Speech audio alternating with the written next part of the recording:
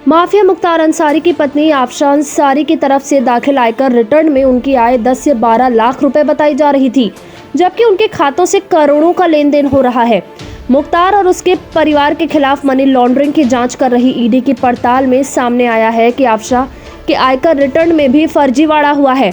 आफशा ने साल 2014 से 2019 के बीच 9 लाख रुपए से लेकर 11.58 लाख रुपए की आय दिखाई है, जबकि लखनऊ के सचिवालय स्थित SBI की ब्रांच में ही आफशा के खाते में साल 2006 और 2007 में 41 लाख और 40 लाख रुपए नकद जमा किए गए। वहीं विकास कंस्ट्रक्शन के खातों के जरिए आफशा के खातों में वर्ष 2012 और 2019 के बीच करीब 15.5 करोड़ रुपए ट्रांसफर हुए, जिसे बाद में अब्बास के खातों में ट्रांसफर कर दिया गया। इसे ईडी उनके खिलाफ साक्ष्य के तौर पर इस्तेमाल करने की तैयारी में है।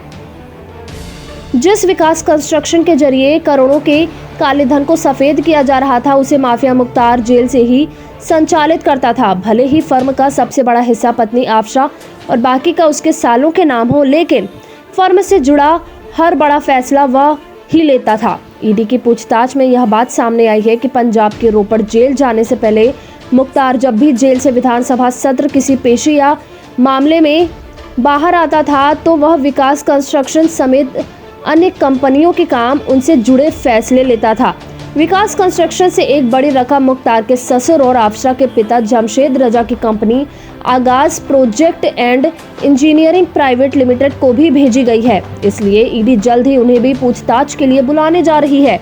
आफशा की ईडी को तलाश है वहीं मनी लॉन्ड्रिंग केस की सबसे अहम लेकिन कमजोर कड़ी है, जिनके जरिए ईडी मुख्तार अब्बास और उनके करीबियों पर शिकंजा कस सकती है। कई बार नोटिस व समन भेजे जाने के बाद भी वह ईडी के सामने पेश नहीं हुई है। आफशा ने अपने वकील के जरिए ईडी को कहलवाया है कि वह कंपनी के स्लीपिंग पार्टनर हैं। उनका कंपनी की गतिविधियों से कोई सीधा लेना देना नहीं है। अब्बास से ईडी ने जब उसके खातों, आय और खर्चों का हिसाब किताब रखने वाले के बारे में पूछा तो उसने कहा कि उसे नहीं पता कि कौन उसका हिसाब किताब रखता है। दरअसल मुख्तार और उसके परिवारिक जनों के बैंक खातों, आय व खर्च का ब्यौरा रखने वाले सीए को ईडी 3 बार नोटिस देकर बुला चुकी है, लेकिन वह ईडी के सामने पेश नहीं हो रहा है। सीए का ऑफिस लालबाग में और घर महानगर में है। सितंबर में ईडी ने इसके यहाँ छापेमारी की थी। अब ईडी सीए पर भी कानूनी शिकंजा कसने की तैयारी कर रही है।